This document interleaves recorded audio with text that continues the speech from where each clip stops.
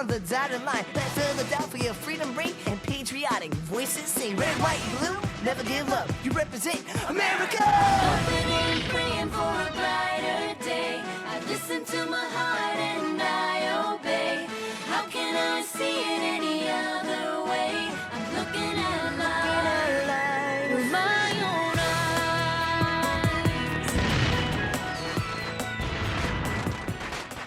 Here are some exciting scenes from today's episode of Liberty's Kids. It's time for us to band together. It's time for us to become patriots! And patriots are men of action! Are you with me?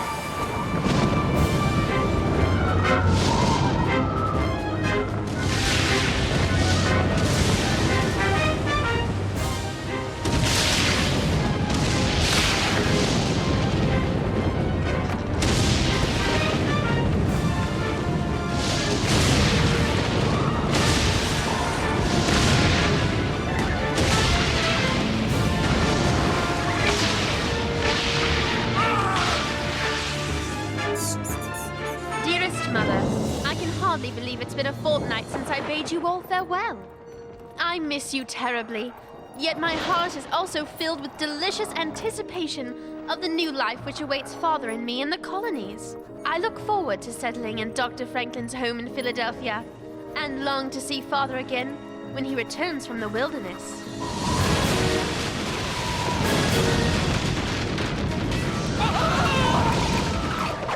I'm proud to have a brave explorer as my father. I wear his locket always. We'll all be reunited on the wonderful land he is sure to discover. I shall be true to my word and write every day. Your loving daughter, Sarah.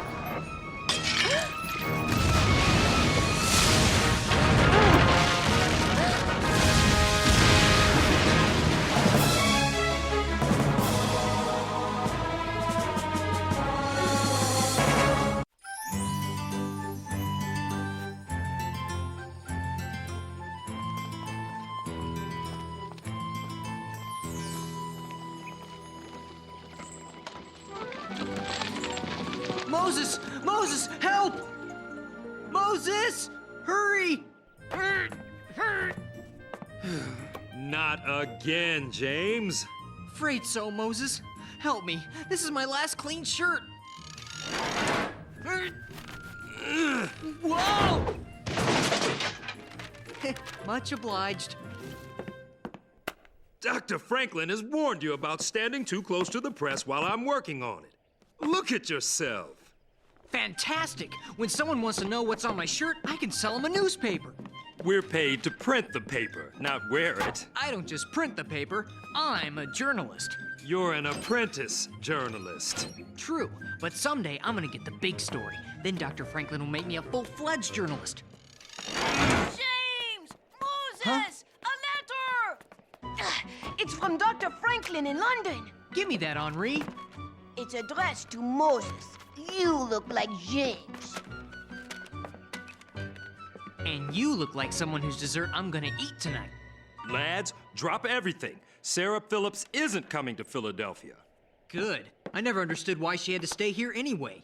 Fetch your coats. We're going to meet her at the ship. I thought you just said she isn't coming to Philadelphia. She's not. Dr. Franklin says Miss Phillips couldn't make passage on the Dover. She's aboard the Dartmouth, and the Dartmouth is heading for Boston. Boston? That's in Massachusetts Bay Colony. And there's been trouble up there lately. We have to hurry. She's all alone. Come on.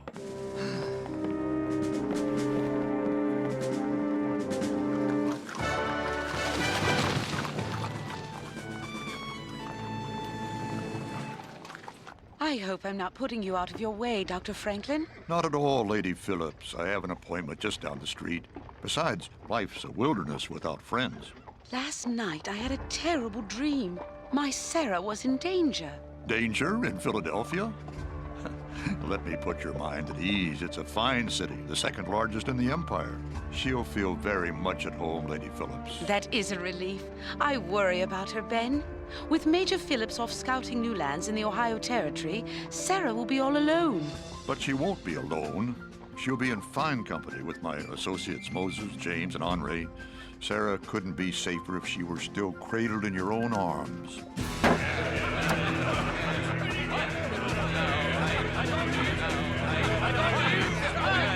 Gentlemen of Boston, the hour has arrived. Please. Gentlemen, you know me as Sam Adams, neighbor and friend. Hear me now. Parliament continues to treat us with ill will. First, the Sugar Act raised our taxes. Did we have a say? The answer is nay. Then, the horrid Stamp Act nearly drove us to ruin. And who can forget our brothers who lost their lives in the Boston Massacre? And now, Governor Hutchinson insists on collecting Parliament's tea tax. But did we have a vote? No!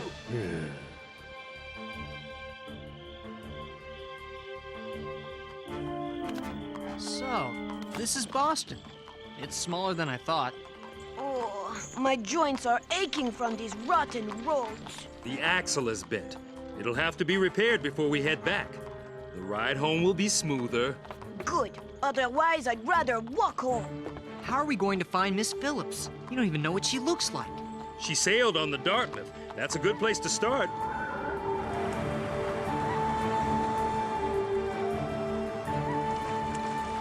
The Dartmouth! Let's burn it!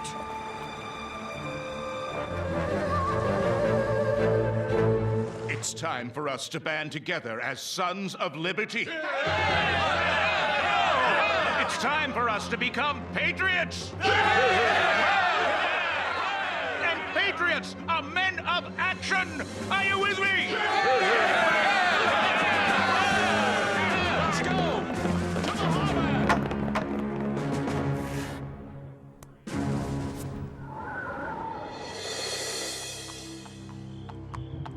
Can you not go over every... Hey, Moses! Shh. Indians! James, Moses, Mohawk Indians! A mohawk with yellow hair? There's a story here. Let's see where they lead us.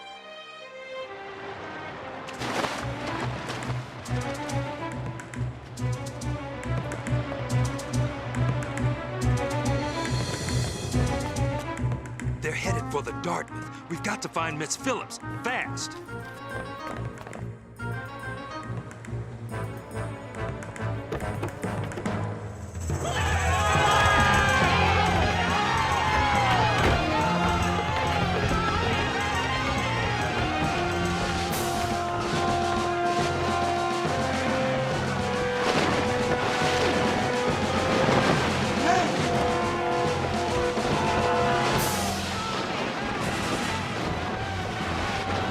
You get Miss Phillips. I'm going to get this story. Just the tea, men. Remember, we're not to damage anything else. We're just after the tea. Why are you destroying the tea? We're protesting unfair taxation. Parliament raised the tea tax over our objections. Maybe next time they'll listen.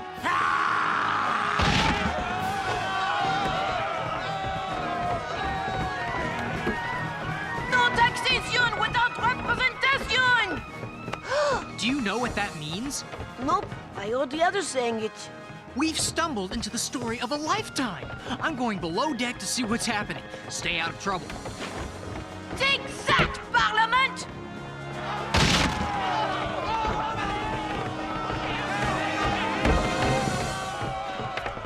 Miss Phillips! Sarah Phillips! Sarah!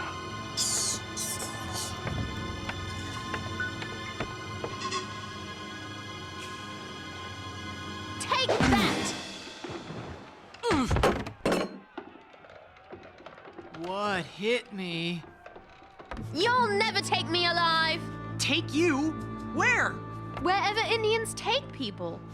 I'm not no Indian. None of us are. You're not an Indian. Who taught you grammar? Who taught you to whack people in the head? My apologies. I thought you were here to kidnap me. Kidnap? I'm a journalist for the Pennsylvania Gazette. Now, what do you have to say about the tax protest? Is that what this is about? Disgraceful. The tea is private property. This is so uncivilized. We're not to damage anything else. We're just after the tea. If you are any kind of Englishman, you drop that pencil and put a stop to it. So you think it's okay to impose taxes on the colonies, even though the colonies don't have a vote in Parliament? I think loyal subjects of the king should obey the laws of their country. And you can quote me on that, Mr. What is your name? Hiller. James Hiller. And who would I be quoting? Whom may I be quoting? If you're going to write for a newspaper, you really should treat words with more care. Just tell me your name, will you? I have work to do. Phillips. Miss Sarah Phillips of London, England. S-A-R-A-H-P-H-I. Sarah Phillips? You're Sarah Phillips?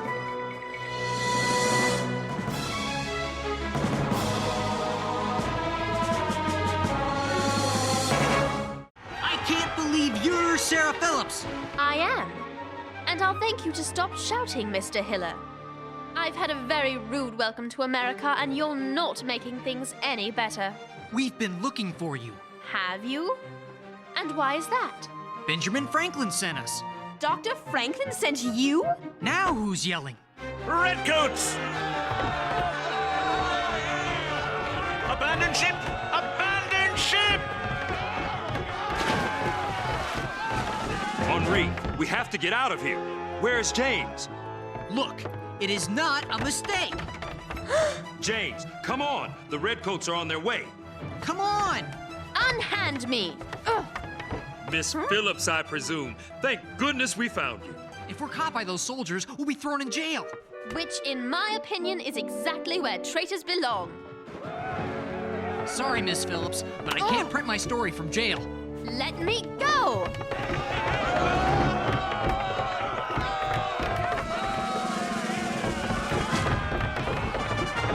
I said let me go! I'd love to, but Dr. Franklin told us to take care of you. James, look out!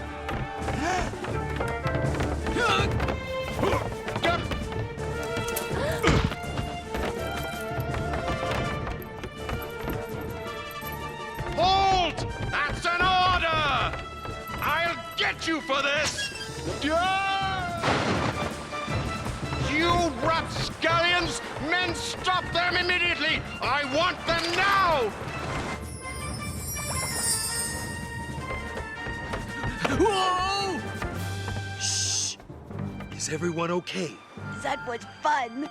What a story! This is headline news! Shh. Lower your voices. We're not out of the woods yet. Help! Are you crazy? Do you want the British to catch us? I am British. We're all British.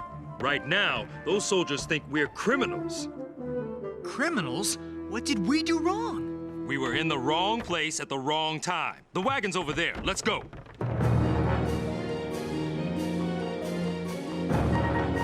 Keep down. The Redcoats will recognize you three, but I'll just be another faceless servant. Even if you don't like the laws, you can't just ignore them. That will lead to chaos. But what if the law is unjust? Parliament would never pass an unjust law. But they have. I interviewed the men tonight. The colonies must pay taxes to the king, but we have no voice in Parliament. Does that sound fair to you? I don't know what to think. I only know Ben Franklin would hardly approve of what went on tonight. Then you don't know Ben Franklin. Quick, get down, the constable. Be still, or it's jail for us all. Whoa! Good evening, Constable. Fine night. Fine night for troublemakers. State your business. I'm just bringing some freshly quartered hogs to the Wheatley residence. Hogs, say you? At this time of night? I think I'll have myself a look. I wouldn't if I were you. These are some big, ugly hogs. Nasty to look at. And do they ever smell? You're right. They do stink. The Wheatley home is right around the corner. Hurry along now. The Redcoats have Boston under curfew. Nobody's allowed on the streets after dark. Won't happen again. Much obliged, sir.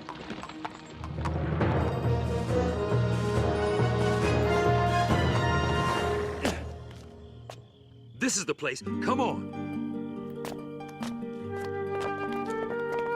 Moses, how do you know the Wheatleys? You've never been to Boston. I don't know the Wheatleys, but all of my people know Phyllis Wheatley. How? From her poetry.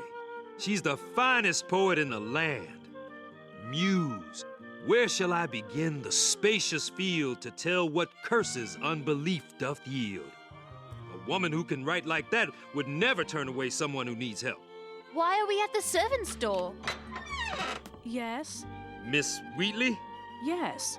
We're in trouble, Miss Wheatley. And we are hungry. Did Mr. Adams send you? Yes? There's a stable round back. The door squeaks, so be careful. We can't wake the master. You're a slave? When I was 8 years old,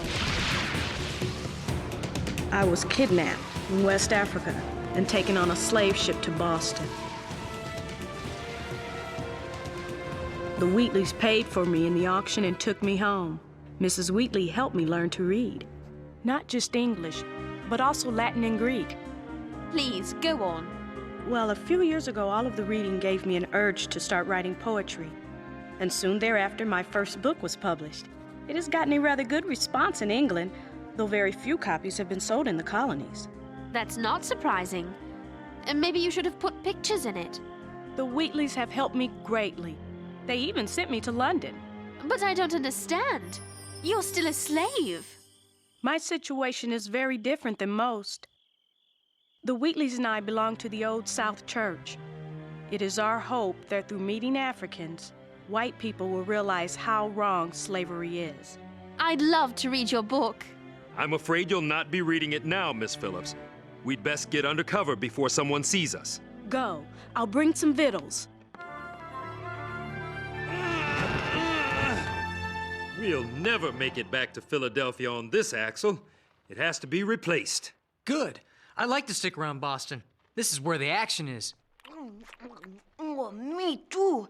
If Miss Wheatley can write half as good as she cooks, she must be another Shakespeare. Hey! How can a woman like Phyllis Wheatley be somebody's property? It's outrageous. Am I the only one who sees this? Those men tonight throwing tea into the water. All that talk of freedom. What about freedom for Miss Wheatley? Not everyone in the colonies believes in slavery, Sarah. Talk is easy. And freedom is priceless. I know. I was born free in West Africa. But when I was not much bigger than little Henri here, my brother and I were captured and chained to the decks of a ship. An awful ship. With a long voyage to Virginia and slavery. That's terrible, Moses. How did you escape? I escaped by using my head and my hands. I learned smithing, a valuable skill. My master loaned me out for odd jobs here and there, and sometimes I was given silver coins for my work. When I earned enough coins, I bought my freedom back and traveled to Philadelphia. There, I learned to read and write and was offered a job by Dr. Franklin, a man who hates slavery as much as I. But Moses, how can you support those rebels? In England, slavery is dying. Here it's thriving. I believe America's struggle is like my own. The colonists consider themselves enslaved to a master they did not choose. And that's a fight. If it comes to fighting, I will not duck. I'll fight you for that drumstick. Hey! Oh. It's very late. We should get some sleep.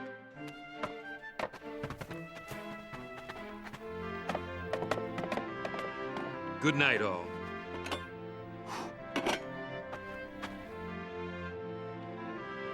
Father, I pray you are safe.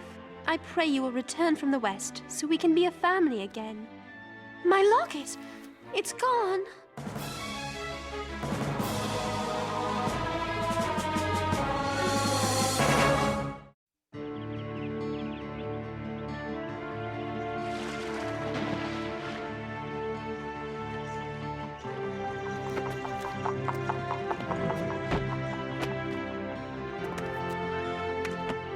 dearest mother. So much has happened since I have arrived, I barely know where to start. I'm so confused. These Americans speak of liberty and freedom for all, but deny it to those with skin different from their own. I only hope that everything will be all right once Dr. Franklin arrives, and I trust that all is well with him. Dear Sarah, if only you knew. Benjamin Franklin, the great Dr. Franklin, friend of humanity, inventor of the lightning rod, father of electricity, author of Poor Richard's Almanac, Deputy Postmaster General of North America. Yes, he is all these things, but he is something more. He is a traitor!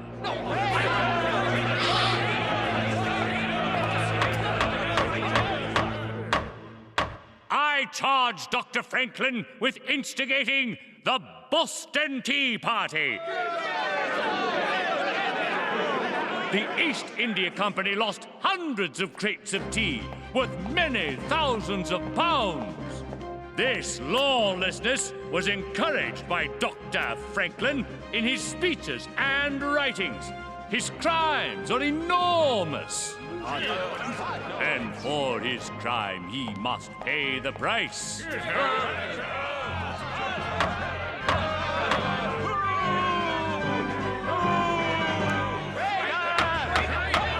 We must make an example of Franklin that the colonists will never forget.